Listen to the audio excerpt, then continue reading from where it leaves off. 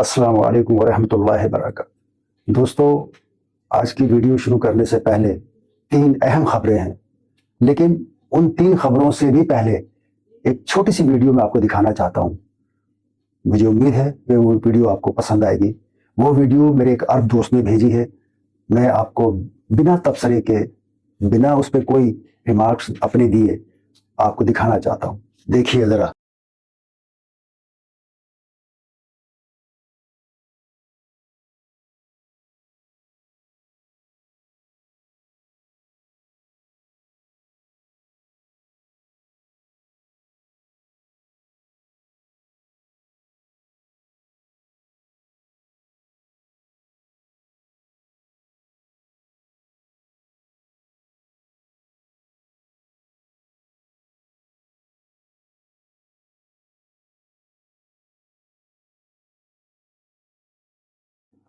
Viewers, آج کی video سے پہلے تین اہم خبریں جس کا ذکر میں نے ابھی کیا تھا آپ سے۔ پہلی خبر یہ ہے کہ بین الاقوامی دفاعی نمائش گزشتہ دنوں ایکسپو سینٹر میں لگی، جس میں سعودی عرب، بحرین، کویت، قطر، ترکی، برطانیہ اور دیگر ممالک کے نمائندوں نے شرکت کی، اپنے اسٹال لگائے۔ پاکستان میں بننے والے جدید ہتھیاروں کی نمائش کی، جن میں جہاز، آبدوز، پانی کے جہاز، ڈرون اور دوسری چیزیں، جن میں ڈرون کو بہت پسند کیا گیا، کیونکہ پاکستانی ڈرون 1600 بارود لے کر اپنے ہدف کو ٹارگیٹ کرنے کی صلاحیت رکھتا ہے، اور جتنے بھی ڈرون اس وقت مارکیٹ میں ہیں، اس کی صلاحیت ان تمام ڈرون سے بہت اچھی ہے۔ دوسری خبر یہ ہے کہ سعودی ولی عہد محمد بن سلمان نے اعلان کیا ہے کہ وہ جون 2025 میں 66 ممالک سے 1000 عمرہ زائرین کا خرچہ اپنی جیب سے برداشت کریں گے۔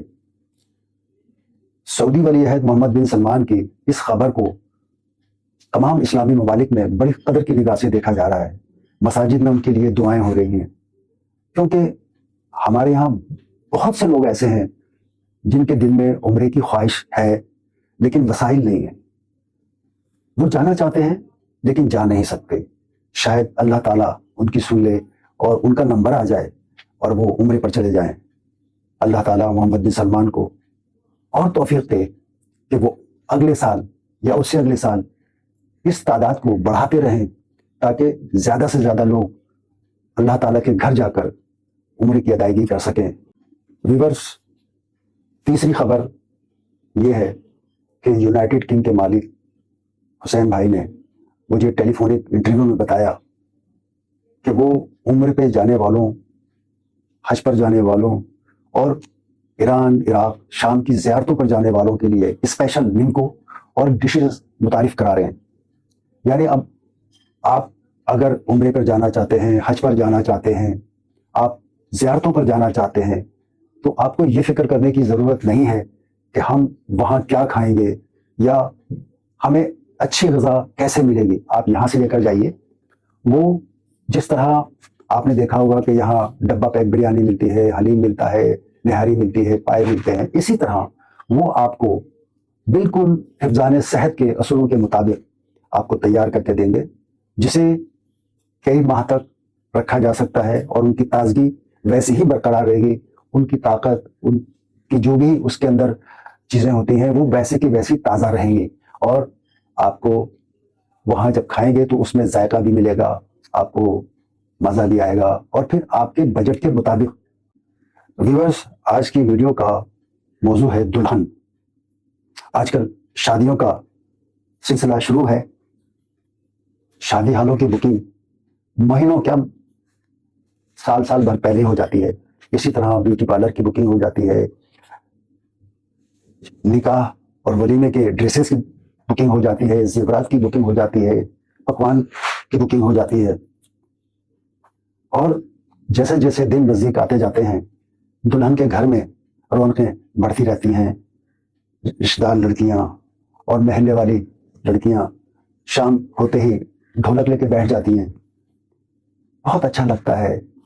دلہن کے لیے سسرال نیا گھر، نئی فیملی اور نئے لوگ ہوتے ہیں. باپ کی جگہ سسر آ جاتا ہے، ماں کی جگہ ساس آ جاتی ہے، بہن کی جگہ نند آ جاتی ہے، بھائی کی جگہ دیور یا جیٹھ آ جاتا ہے. اور سبھی اسے خوش کرنے، خوش رکھنے، اس کا دل بہلانے کے لیے اسے اچھی اچھی باتیں کرتے ہیں.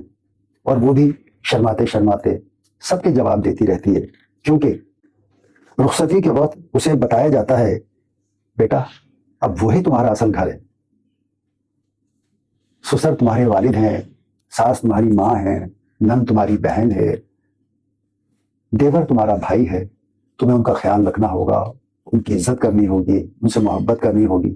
اور تم عزت کرو گی، ان کی محبت کرو گی تو تمہیں ڈبل پیار ملے گا. دیکھو ہر لڑکی جب اپنے سسرال جاتی ہے اسے شوہر کی محبت بھی ملتی ہے، سسرال والوں کی بھی محبت ملتی ہے، لیکن اس کے باوجود اسے باپ کا گھر یاد آتا ہے. یہ بات صحیح ہے، سچ ہے یہ، لیکن اصل گھر آپ کا وہی ہے. اور وہاں آپ کو اپنی اہمیت اپنے اخلاق سے، اپنے خلوص سے، اپنے کام سے منوانی ہوگی، کیونکہ اب سب کچھ آپ کے اختیار میں ہے، کسی اور کے اختیار میں نہیں ہے. دوستو ہر خاندان کے رسم و رواج الگ ہوتے ہیں، طور طریقے الگ ہوتے ہیں،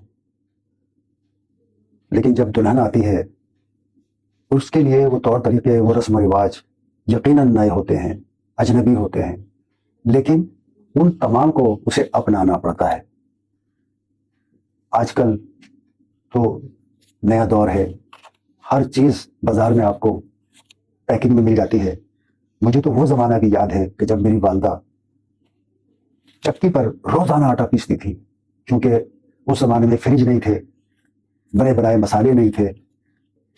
صبح کا ناشتہ صبح بنتا تھا، دوپہر کا کھانا دوپہر کو بنتا تھا، رات کا کھانا رات کو بنتا تھا. اس لیے کہ اگر آپ دوپہر کا کھانا بنا کے رکھ بھی دیں تو شام کو خراب ہو جائے گا، کیونکہ فریج نہیں تھے اس زمانے میں.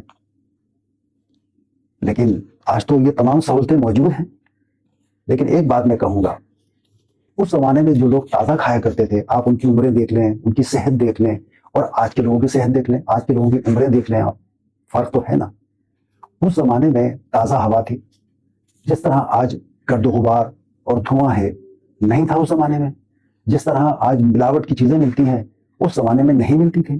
ہر چیز خالص ملتی تھی، پھل اچھے ملتے تھے، تازہ ملتے تھے، سستے ملتے تھے. مجھے یاد ہے کہ ہم نے تو 2 آنے کا دودھ پیا ہے. والد صاحب مجھے لے جاتے تھے، 2 آنے کا دودھ اور 1 آنے کی جلیبی، دونوں باپ بیٹے ہم پیتے تھے. آج کل تو 220 روپے کلو دودھ ملتا ہے، وہ بھی کچا. اور میرے خیال سے پکا ہوا دودھ تو یہاں میں نے تو نہیں دیکھا کم از کم.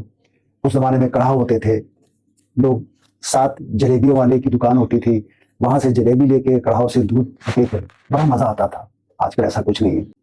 دوستو ڈاکٹر خورشید نظام میرے بہت اچھے اور بہت پیارے دوست ہیں. کراچی میں بلکہ پاکستان میں یلو پیج کی ابتدا یا آغاز انہوں نے کیا. پاکستان میں پہلے نمائشیں نہیں لگا کرتی تھی، لیکن نمائشوں کی بے دال بھی انہوں نے ہی ڈالی. انہوں نے نمائشیں کرانی شروع کی مختلف سبجیکٹ پر، مختلف موضوعات پر. مجھے یاد ہے کہ ایک بار انہوں نے دلہن کے موضوع پر بھی ایک نمائش لگائی تھی، جس میں بیوٹی پارلر والے بھی تھے، اس میں ملبوسات والے بھی تھے، ساڑیوں والے بھی تھے، زیورات والے بھی تھے، جیولرز، مطلب کافی لوگ تھے. میں نے ان سے پوچھا ڈاکٹر خورشید نظام صاحب آج کل آپ جو دلہن والے نمائشیں کیوں نہیں لگاتے؟ تو کہنے لگے بھائی کیا لگائیں، ہر چیز تو بازار میں مل جاتی ہے، اخبارات میں اشتہار آ جاتے ہیں، ٹی وی پہ اشتہار چل رہے ہوتے ہیں، اور ٹی وی بھی نہ دیکھو آپ، اخبار بھی نہ پڑھو، واٹس ایپ پہ ہر چیز آ جاتی ہے. تو چھوڑا کیا ہے لوگوں نے. بہرحال تجویز اچھی ہے، اور ہم ارادہ بھی کر رہے ہیں کہ ہم دلہن پر ایک بہت اچھی نمائش لگائیں، جس میں بیوٹی پارلر والے ہوں، جس میں ملبوسات والے ہوں، ساڑیوں والے ہوں، میک اپ والے ہوں، اور دوسرے جو تمام لوازمات. کیونکہ جب کسی کی شادی ہوتی ہے تو ایک سبجیکٹ نہیں ہوتا، بے شمار سبجیکٹ ہوتے ہیں. اور مثلا آپ چوڑیاں دیکھ لیں کہ چوڑیوں کے لیے بھی خواتین کہاں کہاں جا رہی ہوتی ہیں، ساڑیوں کے میچز کے لیے، دوپٹوں کے لیے، پھر ان کے ساتھ زیورات ویسے ہی بنانے کے لیے. یعنی ہر چیز میں سمجھتا ہوں کہ 10-12 چیزیں مل کر پھر ایک دلہن کی چیز بنتی ہے. पर्स के लिए लोग ढूंढते रहते हैं, नहीं हमें तो इस टाइप का पर्स चाहिए, हमें इस डिजाइन का पर्स चाहिए।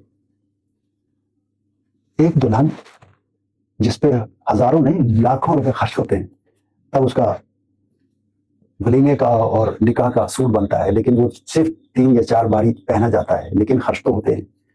इसी तरह जब वलीमे की दावत होती है, वलीमे के पकवान होते हैं, शादी के पकवान होते हैं, हजारों रुपए उस पर खर्च होते हैं।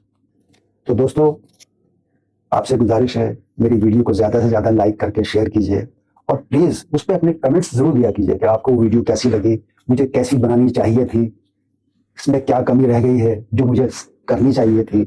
मैं आपसे दरख्वास्त करता हूँ, आपसे गुजारिश करता हूँ कि आप मेरी वीडियो को देखकर उस पर तबसरा करने के बजाय उस पर तनकीद करें, बताएं मुझे कि मैं किस किस तरह की वीडियो बनाऊं, क्योंकि मेरी कोशिश तो ये होती है कि मैं एक सहाफ़ी हूँ कि ऐसी वीडियो बनाऊं जिसमें लोगों को ज़्यादा से ज़्यादा मालूमात मिले, ज़्यादा से ज़्यादा उनकी नॉलेज में इजाफा हो।